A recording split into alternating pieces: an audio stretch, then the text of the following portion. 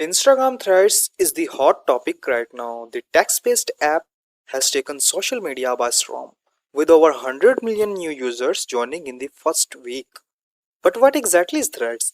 And how does it replace existing apps like Instagram or Twitter?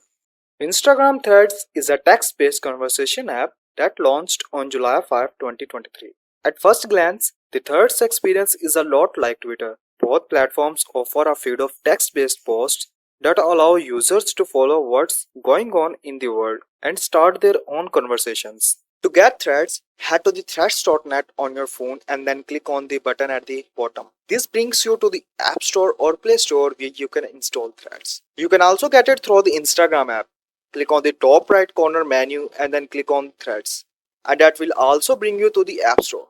Once you installing the Threads app and running through your first one experience, congratulations, you are in Threads. At first, the app draws you into the main home view. You can see that in the bottom left hand corner. This is your feed. That's where you all the different content from the people you follow and also the people you may be interested in.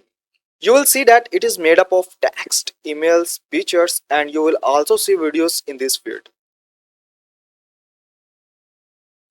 Right here you can like a message. You can also reply to it. Here I can share my thoughts. You can also repost this mess to all of your followers. Here you can repost and you can also quote the message. Right over here you can also share the message with others. There's a few different options below. On this surface, Threads and Twitter have a lot in common. Both apps focus on conversations with users creating and interacting with short text-based posts. Here's a side-by-side look at what each app offers. Talking about post length, Threads offer 500 characters while Twitters offer 280 characters. You can add links and photos on both platforms. Threads offer 5 minutes of video duration while Twitter offer 2 minutes and 20 seconds.